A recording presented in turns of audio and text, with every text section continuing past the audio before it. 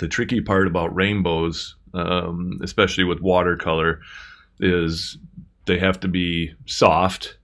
So they're dropped in kind of wet into wet. You're trying to control, excuse me, the colors themselves so that they don't bleed too much into that softness and stay in their little spots. And it's also really tricky. You have to make them look bright and colorful, but also transparent. Okay, now in this scene, this is one of my older paintings, just a farmer and obviously plowing his fields or harvesting a crop with a rainbow behind it. But this one here, the rainbow that I did in Hawaii, this was part of the fundraiser after that horrible Maui fire. You have to make it look, this is what I was talking about, bright and colorful, but transparent. You can see the rock behind it, through it, okay? So it becomes really tricky in that regard, trying to show some of those textures and colors of that rock underneath those colors and not destroying the color when you're doing it. And again, trying to make it look soft. Really, really difficult thing to do. This is probably my favorite rainbow painting I've ever done. This is a pretty old one also. When I was in Maui for the Maui Plein Air Festival. These are the large hillsides, slopes above Lahaina. And again, just kind of an example of how you can see the mountain behind the rainbow just slightly by indicating some of those forms through it, okay? So without further ado here, this is the reference photograph that I'm going to be working off of. I took this just like a month ago, over, not far from the house here. Beautiful double rainbow. So just to make it even more agonizing, instead of trying to get one rainbow correct, I'm going to try and get two of them correct. So we'll see what happens here. The tricky part about this is one of them is brighter, obviously, and cleaner, and then the twin rainbow over there is a little bit duller as it's fading away. Okay, so it's going to the process of this as I do this is going to be trying to get this first brighter rainbow in with my light wash, and then I'm going to hold off and do this rainbow when I'm doing some of the cloud formations around it, okay? Because this one has to kind of blend and fuzz into the bright blue sky, and this one is going to blend and fuzz into the slightly darker clouds. So again, very tricky. Probably not one that you're going to be able to really follow along as far as trying to paint this later. You're welcome to try, but just to kind of go through my thought process is what I'm doing here, okay? All right. Very complicated sketch. This is one of the perks of doing a sky painting. I've talked about this before. When everything is just kind of wet into wet, it doesn't really need a value study, okay, because it's so many soft edges, and it doesn't take a lot of drawing. Normally when the sky is the focal point, or the star of the show, I should say, there's very little land down below. You don't want that to compete too much, so just kind of showing those two tree formations, the little building for some contrast, and just something down there on the landscape. Okay, when I wet the paper, what I'm going to do is I'm going to try and avoid the little area of this. I don't want my blue sky going into this white shed here, particularly the rooftops and things. So when I'm wetting my paper here now, I'm just going to avoid that little area down there. Everything else is going to be soft. I need as much time as possible to try and get all of this, so I'm not going to take off quite as much water as maybe I typically do when I wet my paper. For normal painting, I'll get the sponge really damp and go over it, and then I kind of squeeze the sponge out and go over it again, so I'm pulling more of that water off. But I'm trying to leave just a little bit more water on this time, again, just so I've got a lot to do up above. It'll probably still end up drying on me a little bit faster than I want it to, but I want it to stay damp as long as possible. Okay, here we've got the first color, the brightest color in the rainbow, cadmium lemon, and I'm using a small synthetic brush. It's a very small shape. I don't want to come in with too soft of a brush and too much paint and water, because my paper is damp and that yellow will just fuzz everywhere. Okay, so I'm using a smaller synthetic brush, just a little bit of water in this cadmium lemon, and I'm going to paint that stripe. Okay, again, I want it soft, but not exploding and disappearing into all the water that's on the paper here. Don't draw the shape of the rainbow. You don't want pencil marks showing through in some of those bright areas, okay? You just have to get as close as you can to capturing its form. Okay, the next one, I'm just adding a little cerulean blue into that cadmium lemon, and I'm going to put the green on here. Okay, the Roy G. Biv of the rainbow: red, orange, yellow, green. Roy G. Biv: red, orange, yellow, green, blue, indigo, violet. Yeah, so I'm doing the yellow and green here, and then the blue on the side, indigo, violet, as it fades across. This is just I just keep adding and pulling off to the side here. Okay, it started off with cadmium lemon, added some cerulean blue. This is more cerulean blue. Now I added some lavender to it as I'm going away from that. Getting that color on the side. And again, small synthetic brush, not too much water. I want it to blend a little bit on here, but my paper is damp. I just put some more paint and water on there. So a lot of this is just the consistency, making sure you're getting that down correctly.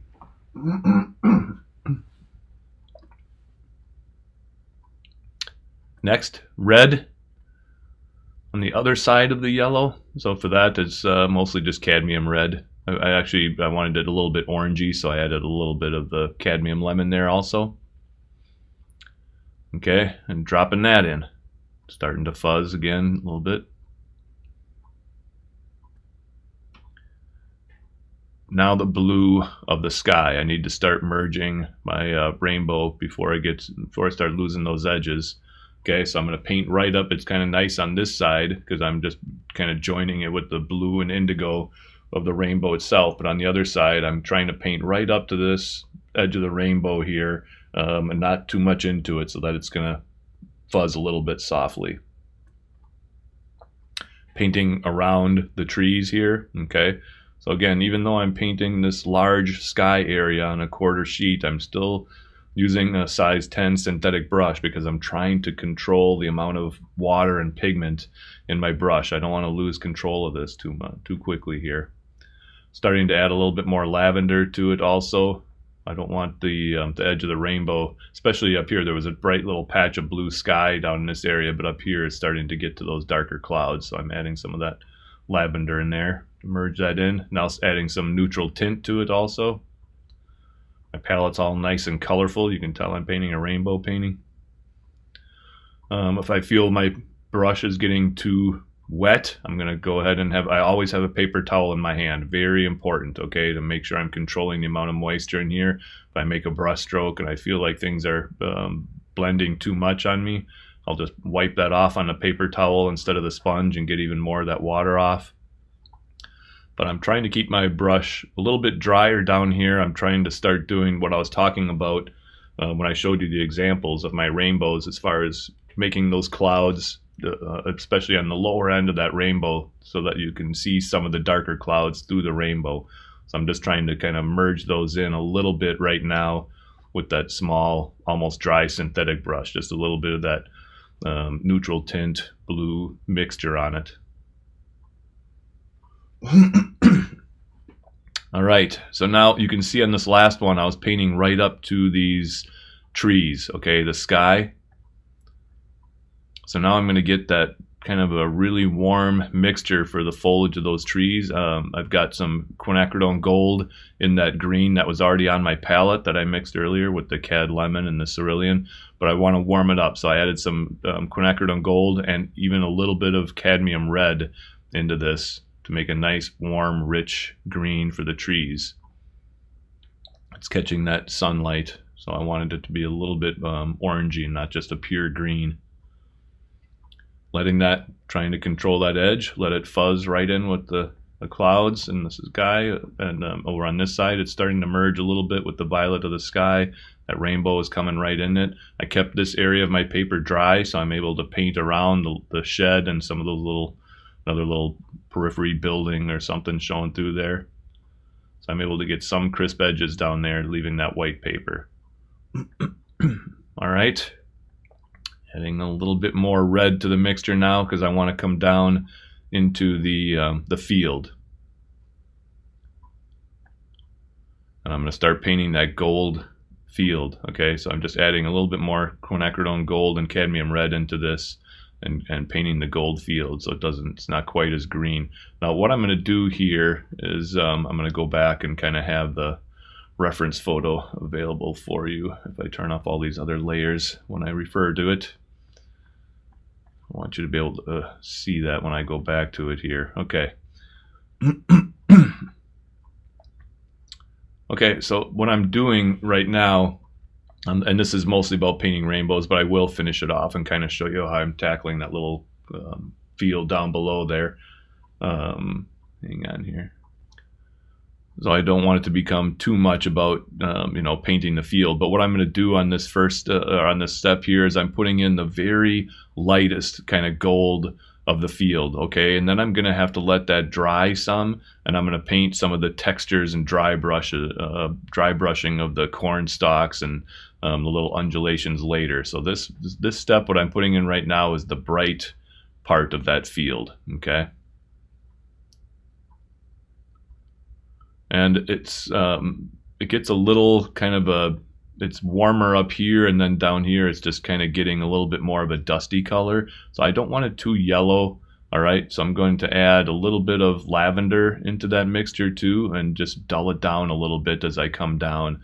You can see that I'm getting more of a natural color. Over here I can leave it a little bit brighter yellow, but as it came down, lavender is a good kind of a color that I add to a lot of my skies and even in my warm fields. I've talked about putting it into the beach sand to cool it down and dull it down a little bit. It's got that little bit of white in it, and it's a complementary color, so it's going to help me go back and dull things down without getting too brown or gray or anything with it. Okay, so that's his nice clean colors. I'm going to have to speed up. I'm getting that in. I switched to a sable brush there. I want to paint that just real simple and get back in the sky. I don't have a lot of time before this is going to start drying on me. Okay, so I finished that field off, and now I am just kind of, there's a little bit of green in that distance, a little field showing through. But again, you can see the little bits that I was able to paint around down here. Everything is still, I'm starting to be able to get a little bit of a hard edge here on this field, okay, after painting that. So that tells me my paper is already starting to dry a little bit. Speed up, Andy, speed up. All right, I've got to, I'm going to go back and start getting in the rest of the big part of the sky now, but my palette was kind of covered with orange and green and lavender and stuff, so I needed to clean my palette off now, prepare it for the sky.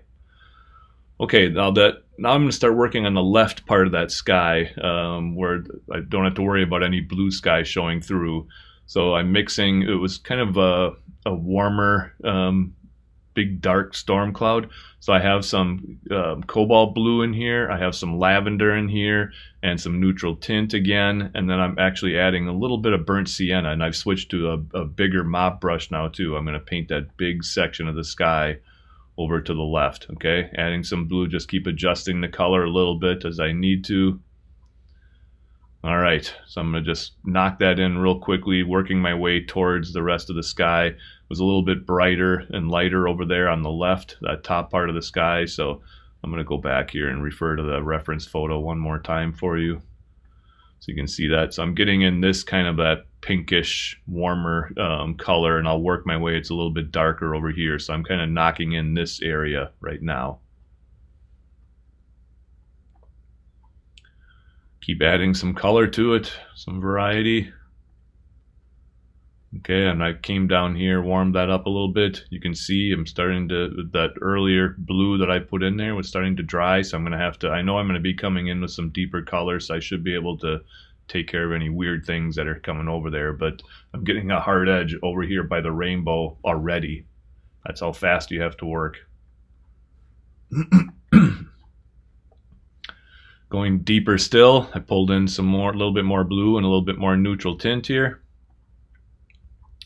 Up to that darker corner. It's a little bit more dramatic over at the top up here. Okay, so I'm starting to try and add some neutral tint and blues up in that area. Working my way around, I'm going to have to manually fuzz that in with the rest of that rainbow later if I'm getting that hard of an edge. I'm painting around the other rainbow just a little bit, the shape of it. I don't want to completely cover it up. I'm also having some area where I'm painting the sky right through it, okay? When I get this cloud in, I'm going to come in back in with my rainbow colors and try and get that in so it's a little duller. It's going to merge a little bit more with those colors, but again, I don't want to put it entirely on top of that blue, so I'm just leaving a little bit of the paper behind when I do that, okay? More. Okay. Now, time to start blending that other rainbow back before I lose it. So I switched to that small little synthetic brush. While everything was still wet up there, I'm going to try and re-blend that in slightly with the rest of it. I didn't want that to be that hard of an edge. Keep working my way down, darkening that rest of that up again. I'll probably have to come back and do a little bit more of that. But this is that area. There was that little break right here, the blue sky, okay? So up here I had to merge it. Now I'm carrying that cloud back over and I'm trying to leave some of that blue sky behind. So I'm painting around that. Sable brush again, adding more paint, getting even deeper, and I'm getting that bottom area down here. Now, it hasn't been that long since I painted the field, so I don't want to get this blue sky. This blue sky needs to merge with all of this stuff up above, but I don't want to lose that bright, crisp edge. So when I'm painting this here now, I'm going to leave a little white gap for now. Just to give that field a little bit more time to dry. I can come back in. There's a little dark tree line back here that's going to help maybe cover up some of this other stuff. Or, like I said, I'll probably come in and darken this up even more later, and I'll be able to fill this little gap in. But for now, I don't want to put that dark blue right next to this yellow of the field because it's still wet and it'll all fuzz in and turn to some ugly green. Okay, so I'm leaving just a small little gap. Back to trying to paint those dark clouds around the rainbow over here. Some of the earlier clouds are showing through a little bit. I might have to do just a little bit more of that again here. And I can't wait too long before I start coming up here and getting this. There was a little opening over the sky over here too that I'm trying to leave behind. Might be a little too hard edged. I can fix that later. All right. Cleaning the palette off again, back to the rainbow colors. And now I'm going to start with that yellow in here, and you can see why so much of my paper, I only had a couple little light gaps where I actually left white paper, so the yellow is kind of merging some of that sky, but I didn't want it to be as bright as this other rainbow, okay? Now, when I came back in before and added some of that red, you can see it's starting to burn. It was merging in a little bit, and I might have to do some manipulation of this area again later. It's so tricky working on these rainbows, and again, stopping and taking photographs a lot made it even trickier, but it's fine. Bring that all the way down. Again, I didn't have a pencil drawing, so I'm just trying to kind of mirror the shape of the other rainbow, a larger arc. Doesn't have to be perfect. But again, I don't want this to be that bright of a yellow. This is merging enough with some of those blues and neutral tint and everything I had on there purposely so that it's a duller version of this first rainbow. To the red. Now, this is kind of interesting. I didn't notice this. I've seen hundreds of double rainbows in my long life. And I never noticed this before until I went to paint this and I was looking where to put the colors. It's not a mirror image of this one. This rainbow, the red is on the left, and it goes to red, orange, yellow, green, blue, violet, Roy G. Biv. This one, the red is on this side. So it's actually kind of a flipped version of it. I never knew that happened before on double rainbows. So I learned something. the red. Okay, now for this version of the blue, remember the first one I was actually putting some violet in it. This one I've already got so much violet and neutral tint in the sky that if I made it really blue, it's just gonna get lost. So I'm actually using some turquoise in that greenish blue so that you can still see it a little bit amongst all those the neutral tints and blues and violets and things in here.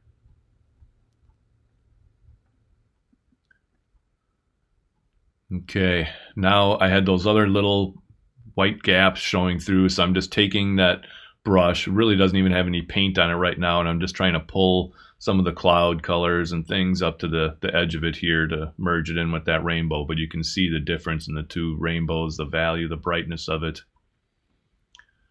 Okay, doing a little bit more manipulation of the clouds down below around the bright one also, pulling it through, trying to make it look transparent, making sure, again, I have that paper towel in my hand to wipe my brush on and make sure I'm not getting blooms and things too much. Oh, and I have to, now I'm gonna, so that's what I'm doing here, kind of wiping off my brush so that I can, I'm just wiping off my brush here to make sure that I can soften that in, okay? Get rid of that hard edge that was blooming in from the red, trying to brighten that up a little bit. Okay, time to clean Mr. Palette off one more time. Back to the deeper neutral tints, a little bit bigger brush, kind of a natural squirrel hair brush. And I'm going to start merging and darkening that up even more, again, up in that sky area. Again, this is just kind of, it keeps, I'm going from that first wash here to this wash of the blues. I started adding some of this up here before. Now I'm trying to get nice and dark over here around that rainbow. Okay, whoops. So I'm getting in that darkest area now. Keep deepening that sky up. Merging it. This is merging nicely. I like what's going on there. Okay, deeper still down at the bottom. Remember, we've got this dark, heavy cloud down here. So I was just kind of giving that a little bit more time to dry. So now I'm trying to put that in. And you've got to be so careful. You can see the wetness of what I just put on here, okay? And this is drier already, so always running the risk of getting blooms and blossoms when you're working wet into wet like this. Okay, keep merging that over here, getting that nice deep little area. Again, trying to obliterate through the rainbow slightly in that spot. So that's pretty close to the finished sky, dropping in those heavier cloud colors, okay? Not perfect, but again, doesn't need to be. Just trying to show the impression here and show you the steps. Okay, now I can come in. I've still got that little white gap down there, so now I can come in. My field has dried even more, and I can start filling that gap in. I just put these brush strokes, you can see it's still damp in there, okay? So I just put those in, so now I can merge that down to the bottom, fix that little area where there's a gap. Bring it right up to my trees. That'll help to pop. I want this deeper blue here to show the light on the trees, so painting that right up to the edge of the bright side of my trees. And now I can start merging in the shadow color of the trees also with that deeper blue sky. So I've got the that tree line right up above the field. Start painting that and fixing even a little bit more of the remnants. Use that same color, and I'm putting in the shadow side of my trees. Obviously, I put those in so long ago. These are hard-edged little shapes now, so I'll probably use my finger to soften them or smudge them a little bit, or the brush if I need to fix that a little later. So I'm just giving them the light side, shadow side now. The little shadow dropped out across the land. Still painting around these are too bright right now. Okay, so I need to come in, and I wanted the left side and the rooftop to be almost white paper, but the side of the shed was a little bit darker. So I'm just toning that down with a very pale neutral tint. All right, now I can start putting in some more on those fields. Remember, I put the bright color on the field. So now I can start doing the dry brush and the undulations. And again, I didn't want to go right up to here. I just painted all these little tree lines and things, so I don't want that to touch that and brunette, so I stayed a little bit below it, which is tricky because I'm making a quick, confident brush stroke to get the dry brushing there, but you just have to make sure you're not touching up into that sky area. Carry it down, just trying to leave some gaps. Okay, the trick when you're doing dry brush is try not to make it, especially for these big shapes, when you're painting dirt roads and shadows, do it fast. I've got a natural hair brush. You're going to get these little gaps here and there. I'm trying to change the angle. Once in a while it's coming down the hill and connecting here and broken up here, a little bit more solid where I start the brush stroke. Okay, so just trying to show those undulations in the field a little bit more naturally. Getting darker still with that little synthetic brush now, switching from the sable brush to the synthetic. And I'm going to start the tops of these little, going back here again. So I just put in some of these brush strokes, okay, on the field, and now I'm going to start trying to get the larger stalks. So I'm going to start by painting some of the small little things at the tops of them as they start merging in there with the brush. Again, making random little marks. They're not all the same size, same direction, okay? They're not fence posts, so I keep changing the little shapes of them. And then I'm going to solidify that whole front of the field down here is a little bit deeper. It's kind of that shadow area than what's light up above. So I started with the little shapes, and now I'm going to kind of knock down the value of that whole front end that you're seeing of the cornfield. And the finger scratching to get some of the highlights of those out. Okay, so going back to the reference photo again. So I painted, toned down most of this, but there are a few stalks that are a little bit brighter. I don't want to have to paint around all of them. So I just painted this whole area and then scratch out some of the light ones. It's a lot faster, and it actually looks a little bit more convincing too for the cornfields to do it that way. Okay, so that's how it's looking at this point. Not too bad. This is a little bit too harsh up there. Again, I'm going to have to kind of soften that now. Okay, so I took that small synthetic brush with just a little bit of water, and I'm just trying to go over that and soften that edge slightly, and then I'll come back in and put a little bit of blue in there or something so it's not white paper. So I lifted that off a little bit, softened the edge, and now I'm toning that down. I do like that little break in the clouds over there, though. I wanted to try and leave that for something else in there. Okay, now I'm coming back in with the little brush and getting darker still.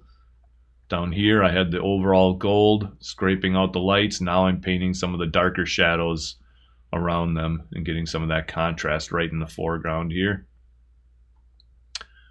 Letting those merge up. You can see that little synthetic brush, very little paint, to doing just a little bit more dry brushing to show the tops of some little corn stalks as it goes back into the field. Okay, I've got that little area in the background now, that green field. That's slightly darker, and that's going to help to merge into that shadow there. Just that small little shape is all I'm putting in with that. And I didn't like these two trees. One was a little bit bigger in the reference photo. I did give some thought to that. I didn't want them to be too similar, but then I was kind of thinking it's kind of cool to have the twin rainbows and the twin trees. Something that I could do with the title. I don't know what I would call it, but so I decided not to change this too much. I tried to make this one a little taller and that smaller, but the way they were there, when I was finished off, they were looking a little bit too similar. So I decided to, as a way to make them different, I'm just going to darken up some more of this tree and leave this one more bright. Okay, so this one is a little bit bigger, that one's a little bit smaller, but I just decided that they were a little bit too similar, so I'm knocking that back. And I talk about that in a lot of my critiques with you also, to pay attention to those kinds of things. When there's two rocks that are almost the same size or something, same color, just do something to add that variety to it. All right, and there is kind of the painting, the finished off painting there for you. So again, I know it's not when you're painting wet into wet like this, you just have to go. So it's not really a step-by-step that you're going to be able to kind of watch this and try and paint along. The purpose of this was to break down the steps a little bit more clearly for you, so you can see how I focus on painting these rainbow shapes. And I just love these kinds of things where you're letting it disappear into the sky. Again, just kind of being able to work wet into wet, making them look bright and yet transparent, and have some fun with it. Okay, hope you enjoyed that. Happy painting, everyone. Hi, my name's Andy Evansen. Over the course of this year, I'll be discussing a lot of ways to improve your paintings with a focus on watercolor in particular. Watercolor is a popular medium, but there are technical issues that can become stumbling blocks during the learning process. The painting becomes a lot more fun once you solve them and can start refining your craft. I'll cover topics that are unique to watercolor, such as painting wet and wet, the timing and consistency of your washes, the importance of drawing and negative shape making, and more. I'll also be talking a lot about how vital it is to have a plan. The transparent nature of watercolor means you're limited in the amount of fixing you can do once you've started, and indecisiveness, that's what leads to the weak, muddy paintings. Because this course spans a calendar year, you'll be able to see me painting outdoors on location as well as in the studio. We can talk about the differences and similarities of both. I've taught dozens of 3 to 5 day workshops, and most of the time, just as students are starting to figure things out, it's time to say goodbye. This course through Tucson Art Academy Online allows me to work with you for an entire year, so we'll be able to get into things that just aren't possible in a 4-day workshop. As an artist who also loves to teach, I'm really excited about the possibilities of this. I hope you'll join me.